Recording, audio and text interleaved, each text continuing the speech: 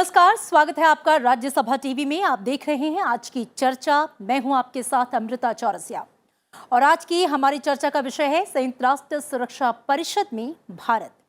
संयुक्त राष्ट्र सुरक्षा परिषद दुनिया को सुरक्षित रखने का सबसे बड़ा मंच है।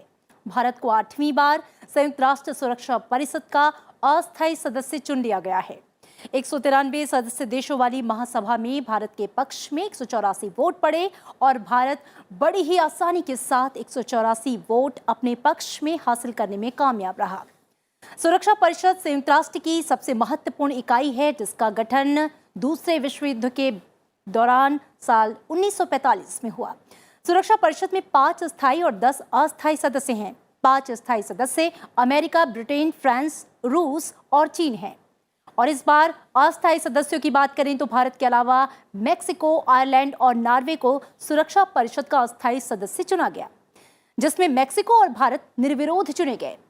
दुनिया भर में शांति और सुरक्षा सुनिश्चित करने के अलावा संयुक्त राष्ट्र संघ में नए सदस्यों को जोड़ना, इसके चार्टर में बदलाव से जुड़ा काम भी सुरक्षा परिषद का ही काम है। परिषद दुनिया भर के देशों में शांति मिशन भेजता है और अगर दुनिया के किसी हिस्से में मिलिट्री एक्शन की जरूरत होती है तो सुरक्षा परिषद रेजोल्यूशन के जरिए उसे भी लागू करता है। तो आप समझ सकते हैं कितना अहम है सुरक्षा परिषद और इसकी सदस्यता। और आज की चर्चा में हम बात करेंगे संयुक्त राष्ट्र सुरक्षा परिषद में 8वीं बार भारत की सदस्यता कितनी अहम है। बात करेंगे दुनिया में शांति अभियानों की अगुवाई करने वाले भारत के एजेंडे में इस बार क्या कुछ खास अहम विषय होंगे। सुरक्षा परिषद में भारत की स्थायी दावेदारी के लिए क्या कोशिशें चल रही हैं और स्थायी सदस्यता के लिए भारत की दावेदारी कितनी प्रबल है। और इस चर्चा में मेरे साथ जुड़ रहे हैं 2 खास मेहमान, आपसे उनको मिलवा देती हूं। अशोक सज्जनहार हैं, पूर्व राजदूत। सर, बहुत स्वागत है आपका राज्यसभा टीवी में। धन्यवाद। साथ ही मेरे साथ जुड़े हैं डॉक्टर श्रीराम चौलिया, विदेश मामलों के विशेषज्ञ हैं। स्वागत है सर आपका। और मेरा पहला सवाल अशोक जी आपसे है कि भारत को 8वीं बार सुरक्षा परिषद का अस्थायी सदस्य चुना गया है। 8वीं बार भारत के इस कार्यकाल को कैसे देखते हैं आप, और इस बार किन परिस्थितियों में भारत का जो ये 2 साल है वो किन मायनों में अलग रहने वाला है? देखिए अमिता जी, बहुत ही महत्वपूर्ण ये काल है जो भारत को चुना गया है। जैसे आपने स्वयं बताया अपने इंट्रोडक्टरी कमेंट्स में जी, जो भारत को निर्विरोध चुना गया है, तो इससे तो ये भी बिल्कुल साफ जाहिर होता है जो भारत की जो इमेज है, भारत की जो क्लाउड और प्रोफाइल है पूरी दुनिया में, वो कितना दमदार है, कितना जोरदार है। और मैं कहूँगा जो पिछले 5-6 सालों में जब से एनडीए सरकार आई है, जब से प्रधानमंत्री मोदी आए हैं, तो उनका जो आउटरीच रहा है, ग्लोबल आउटरीच जिसे कहा जाए, तो उसकी वजह से भारत की साख बहुत बड़ी है पिछले कुछ सालों में। और इसी की वजह से 184 हमको वोट मिले, हमारे विरुद्ध कोई भी एक भी वोट नहीं पड़ा। और 192 देशों में 193 है, परंतु भारत को अगर निकाल दिया जाए तो 192 में, तो ये बहुत ही महत्वपूर्ण जीत है। आज के अगर हम संदर्भ में देखें जो दुनिया में क्या हो रहा है, तो सभी जानते हैं जो दुनिया में बहुत उथल पुथल का माहौल है। एक तो सबसे पहले 2020 में हम सबने देखा है जो कैसे कोरोना वायरस ने एकदम पूरी दुनिया में इतना ज्यादा ट्रांसफॉर्मेशन, मतलब इतना ज्यादा बदलाव शायद द्वितीय विश्व युद्ध के बाद अभी तक पिछले 75 सालों में अभी तक देखा नहीं गया है। तो इससे सभी को, एक तो हेल्थ एपिडेमिक इतना शुरू हुआ है, कितने देशों में कितने लोग मारे गए हैं, पूरी दुनिया में त्राही त्राही मची हुई है कोरोना वायरस की वजह से। तो एक तो ये बहुत बड़ी चुनौती है पूरी दुनिया के सामने, जिसको कि जब हम बात करते हैं शांति सुरक्षा की, तो ये सिक्योरिटी काउंसिल में इसके बारे में भी जरूर बातचीत होगी, उसको कैसे आगे ले जाया जाए। दूसरी बात है जो जब मल्टीलैटरलिज्म जिसे हम कहते हैं, जो मल्टीलैटरल इंस्टीट्यूशंस जिसमें सबसे महत्वपूर्ण है यूनाइटेड नेशंस, और यूनाइटेड नेशंस की का जो अंग है सिक्योरिटी काउंसिल, संयुक्त राष्ट्र संघ, वो सबसे महत्वपूर्ण है, तो वो कुछ उसके बारे में इतना ज्यादा काम अभी तक नहीं कर पाया है। तो एक तो मल्टीलैटरलिज्म का पूरे तरीके से फेलियर रहा है। जैसे हमारे प्रधानमंत्री ने कहा था जब 75वीं वर्षगांठ हम मना रहे थे यूनाइटेड नेशंस की, तो तब उन्होंने कहा था जो ये तो क्राइसिस में है, ये जो मल्टीलैटरल इंस्टीट्यूशंस हैं और संयुक्त राष्ट्र संघ और उसकी क्रेडिबिलिटी एकदम खत्म हो गई है। क्रेडिबिलिटी क्यों खत्म हो गई है? क्योंकि आज 75 साल बाद, देखिए 2020 में हमने 75वीं वर्षगांठ मनाई यूनाइटेड नेशंस की। 75 साल बाद हम उन्हीं तरीकों से एक काम चला रहे हैं जो कि 1945 में किए गए थे। जो भी इंस्ट्रूमेंट्स थे, जो भी स्ट्रक्चर्स थे, जो भी रूल्स थे, हम उसी के अनुसार चला रहे हैं। तो इसीलिए क्रेडिबिलिटी और इफेक्टिवनेस दोनों में बहुत खामी आई है। एक और बात मैं कहूंगा और उसके बाद आगे चर्चा आप चलाइएगा। जो आतंकवाद का एक मुद्दा जो है, जो न केवल भारत के लिए बहुत महत्वपूर्ण है, भारत के लिए तो महत्वपूर्ण है, ये सभी जानते हैं। पाकिस्तान से हमारे ऊपर कितने आतंकी हमले हुए हैं और अगर हमारे ऊपर आतंकी हमले होते रहते हैं तो हम अपने विकास की ओर हम ज्यादा ध्यान नहीं दे सकते हैं।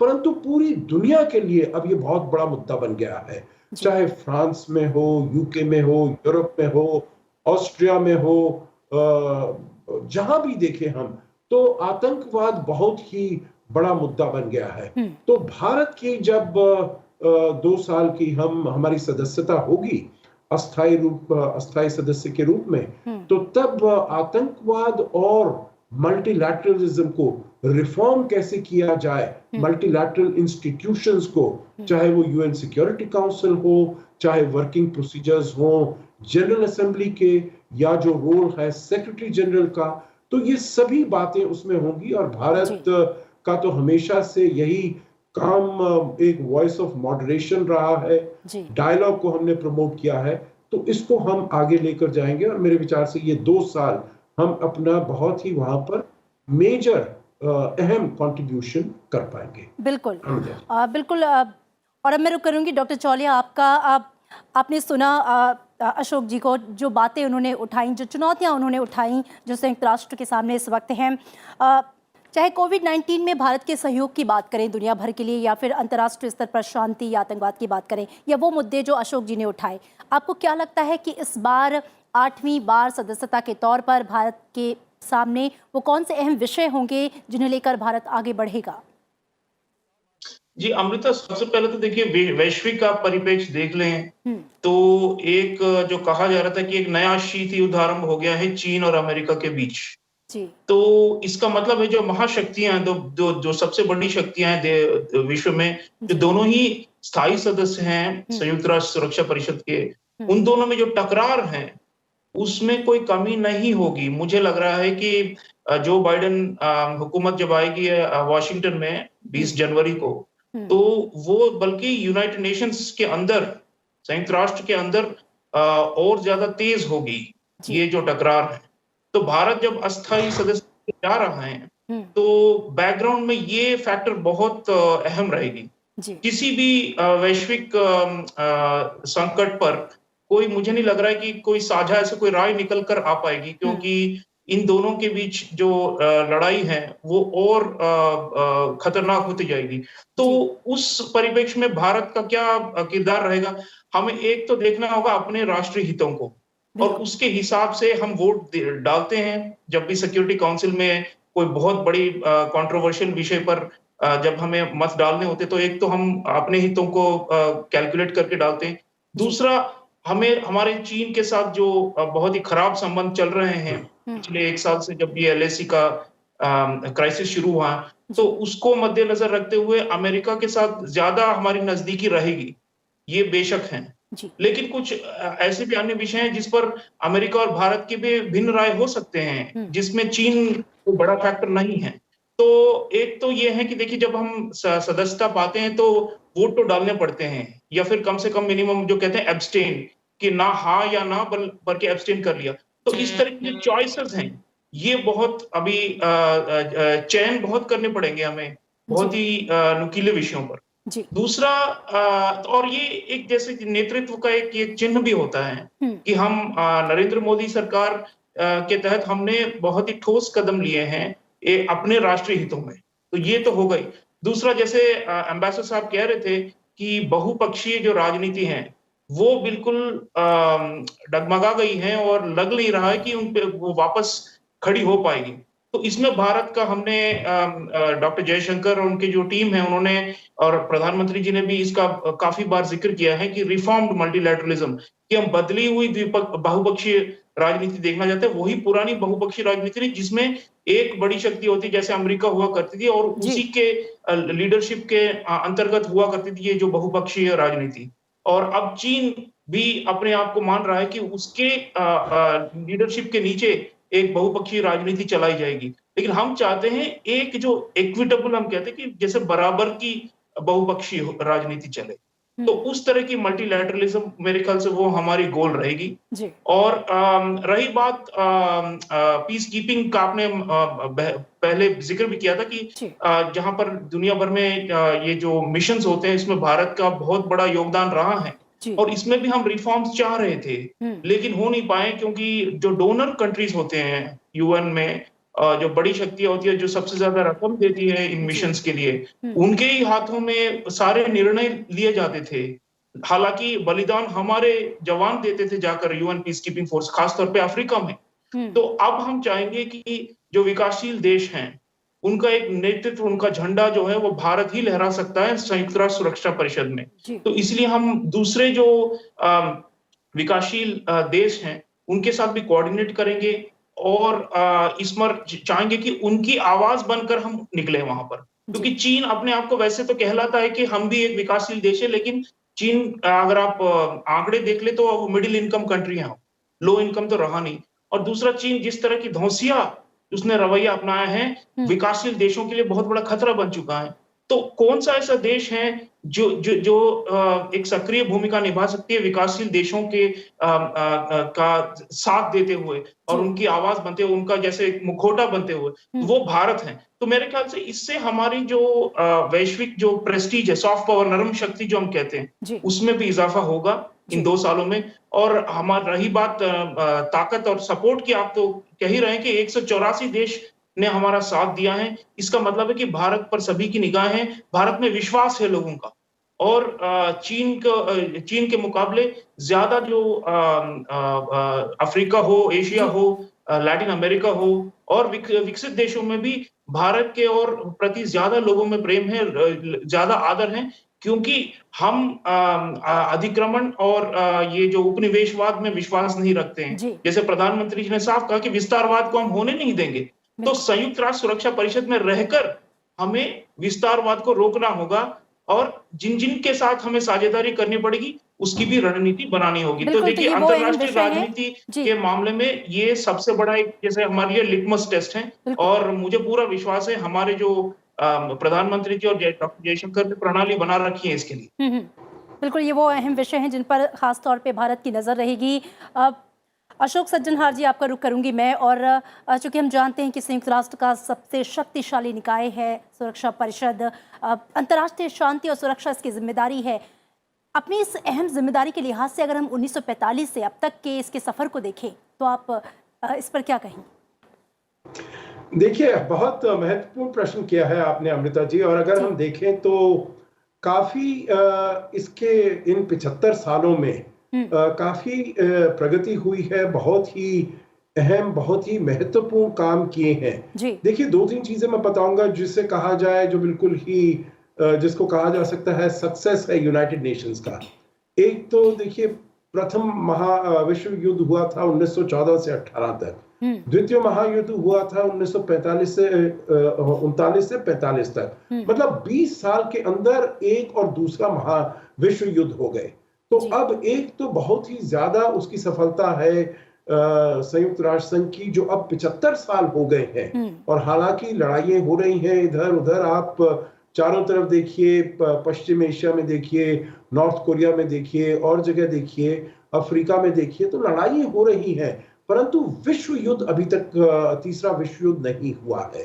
तो उसमें कहूंगा जो बिल्कुल बहुत अच्छी सफलता है। दूसरी बात है जो, हालांकि ये न्यूक्लियर नॉन प्रोलिफरेशन ट्रीटी, अब ये शुरुआत हुई इसकी 1968 में।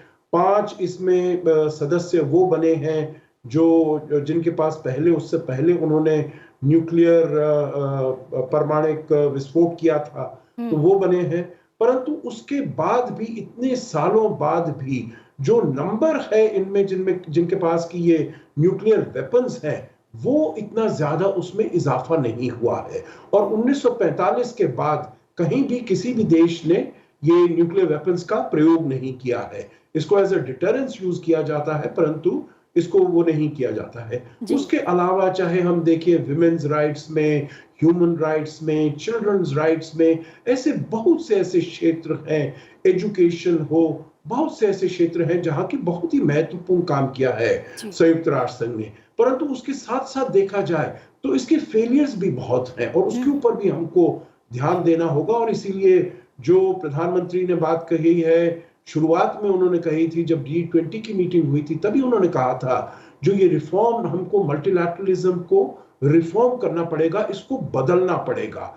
और क्योंकि जब जरूरत पड़ती है मल्टीलैटरलिज्म की, तो तब वो सामने हमारे उसमें फायदा नहीं होता है, उसका काम नहीं होता है। सबसे महत्वपूर्ण चीज हमने यही देखी है, जो जब इसमें हमको कोरोना वायरस के टाइम एक सभी देशों को एकजुट होकर मिलकर काम करना चाहिए था, तो तब सभी देश अलग थलग हो गए और सब अपने आप काम करने लगे। उसके बाद अभी जब वैक्सीन को डेवलप करने की बात आई अमृता जी, तो उसमें भी सभी ने जैसे अपना नेशनल तरीके से वो सभी अपना वैक्सीन डेवलप करने लगे।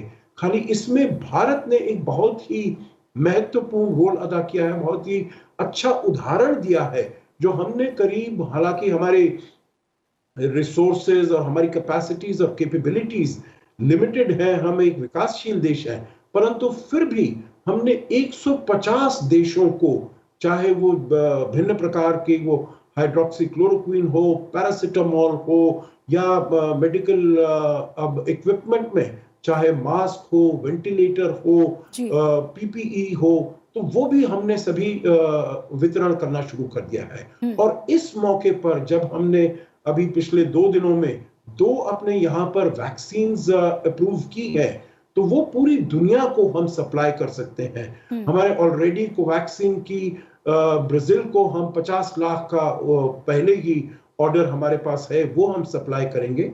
तो देखिए, अब जब वैक्सीन हुई है तो सब जो विकसित देश हैं उनको तो ये मिल जाएगा, परंतु विकासशील देशों का कौन ध्यान रखेगा? उसमें भारत बहुत ही महत्वपूर्ण रोल अदा कर सकता है। हम फार्मेसी ऑफ द वर्ल्ड हमें कहा जाता है, और अब तो vaccine manufacturing centre of the world कहा जाता है। इसके साथ साथ देखिए, जो हमने मल्टीलैटरलिज्म का रिफॉर्म करना है, जो प्रधानमंत्री ने कहा था, एक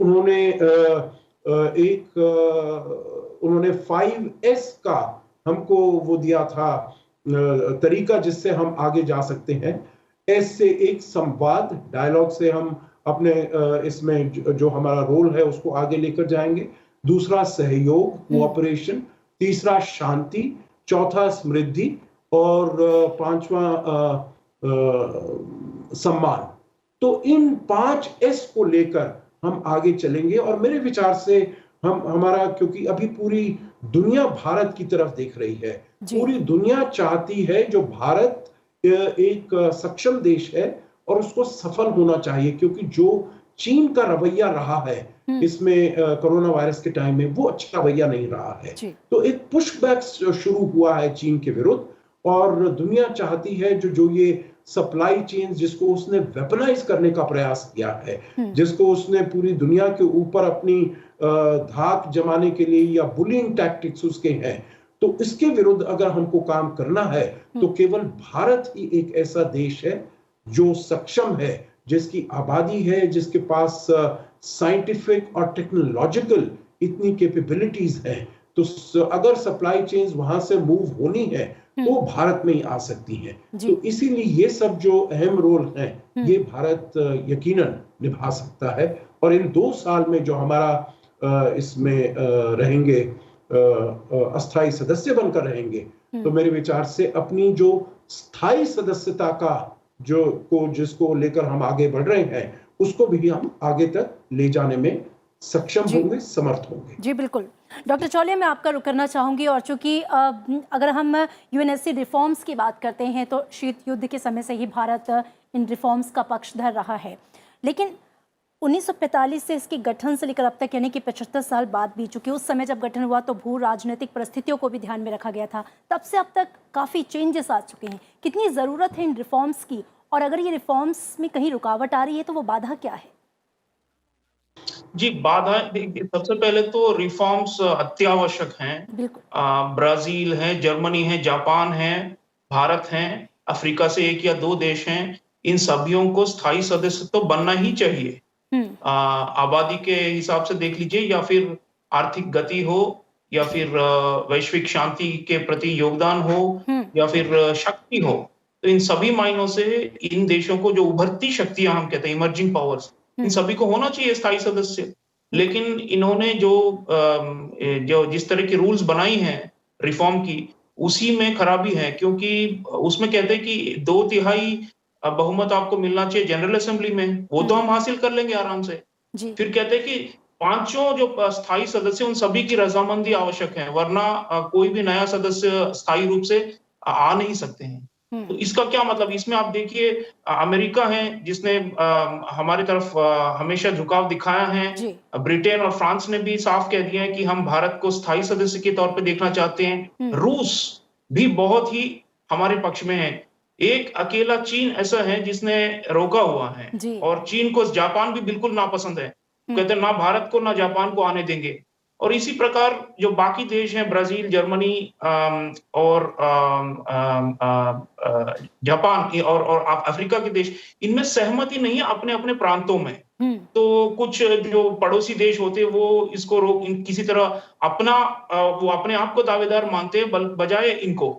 और इस तरह की जो राजनीति है, इसने कई देशों का जो हमारा जो स्वप्न है कि स्थायी सदस्य बन जाए, इसको किसी तरह उस पर पानी फेरा हुआ है। लेकिन फिर भी हमने ये जो टेक्स्ट बेस्ड रिफॉर्म्स की बात की है, कि आप देखिए, अच्छा भाई, बातें सभी कर रहे हैं, बयान सब दे रहे हैं, लेकिन एक कागज पे एक फॉर्मूला हो, इसमें लिखा जाए कि अच्छा ये इन देशों को अंदर आने दिया जाएगा, इनको वीटो पावर होगी या ना होगी, इनको इनकी क्या जिम्मेदारियां होंगी और क्या हक होंगे, ये सब हम लिख कर देंगे। जब एक बार एक प्रस्ताव आ जाए और उस पर विचार विमर्श हो, उस पर वोट हो, तो हमारी चांसेस बढ़ जाती हैं। और अभी कई वर्षों से हम कोशिश कर रहे हैं कि टैक्स बेस्ड नेगोशिएशंस को आगे बढ़ाया जाए, लेकिन एक बड़ी समस्या है चीन, और दूसरा चीन कुछ देशों को आगे भी फ्रंट की तरह यूज कर रहा है, इसी तरह जापान और हमें रोकने के लिए। उन्हें कहते हैं कॉफी क्लब, और ये एक ग्रुप है यूनाइटेड, अपने आप को कहलाते हैं कि हमें जो है छोटे देशों के भी बारे में भी सोचना चाहिए,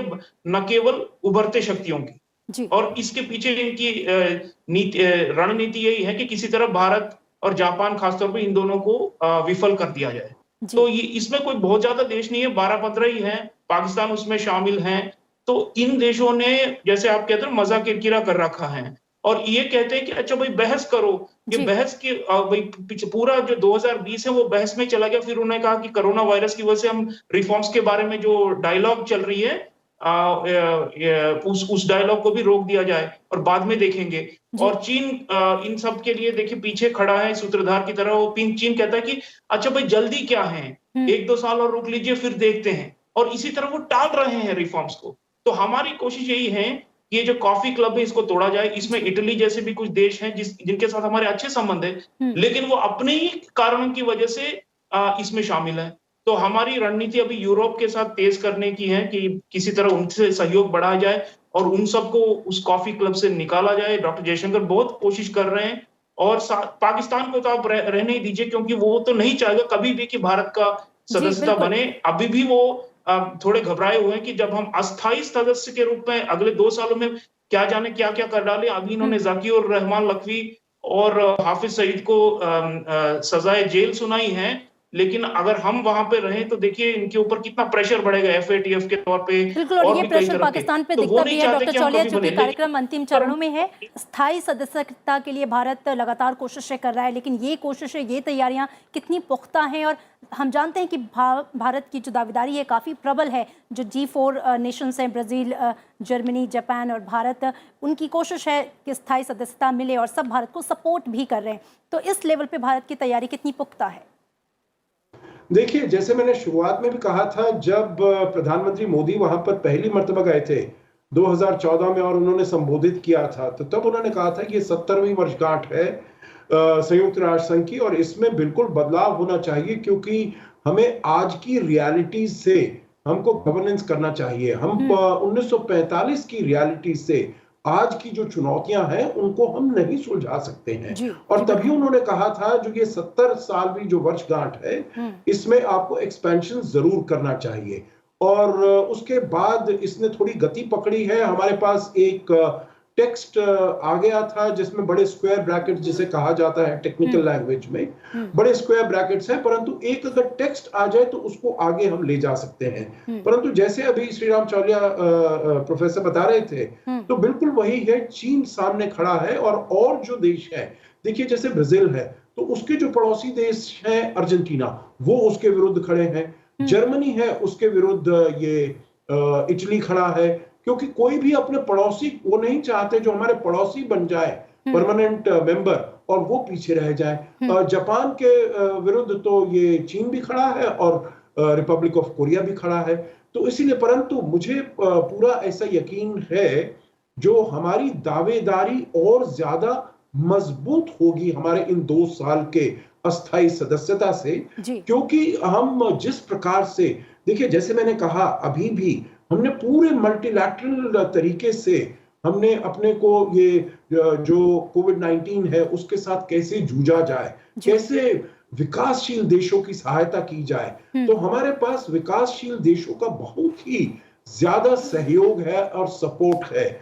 हम देख रहे हैं, चाहे वेस्ट एशिया हो, चाहे आसियान हो, सब जगह हमारी दावेदारी, और चाहे वो पैसिफिक आइलैंड कंट्रीज हो, वो छोटे छोटे देशों में, अभी यहाँ पर हमने ये भी निर्णय लिया है, जो छोटे देश हैं एस्टोनिया में, डोमिनिकन रिपब्लिक में, पैराग्वाय में, वहां पर हम अपने राजदूतावासों को खोलेंगे। अफ्रीका में 18 देशों में हम अपने राजदूतावास खोलेंगे। तो मतलब इन सभी देशों के साथ हमारे संबंध बहुत ही और आगे चल रहे हैं, बहुत मजबूत हो रहे हैं। तो हमारी दावेदारी को एक बहुत ही जोरदार इंपल्स मिलेगा, बहुत ज्यादा इम्पेटस मिलेगा, और आगे का रास्ता मैं ये उम्मीद करता हूं जो ये बेहतर होगा हमारी परमानेंट मेंबरशिप के लिए, स्थायी सदस्यता के लिए बेहतर होगा। बिल्कुल, आप दोनों खास मेहमानों का इस चर्चा में हमारे साथ शामिल होने के लिए और बेहद अहम जानकारियां साझा करने के लिए आप दोनों का बहुत शुक्रिया। तो संयुक्त राष्ट्र सुरक्षा परिषद में ही भारत की अस्थायी सदस्यता निश्चित तौर पर स्थायी सदस्यता की दिशा में एक महत्वपूर्ण प्रयास साबित होगा। स्थायी सदस्यता भारत को वैश्विक राजनीति के स्तर पर अमेरिका, ब्रिटेन, फ्रांस, चीन और रूस के समकक्ष लाकर खड़ा करेगा। इसलिए भारत को संयुक्त राष्ट्र सुरक्षा परिषद में स्थायी सदस्यता के लिए और अधिक गंभीर प्रयास करने की जरूरत है और उम्मीद है कि भारत इसमें सफलता हासिल कर लेगा। इसी के साथ आज की चर्चा में इतना ही। दीजिए इजाजत, नमस्कार।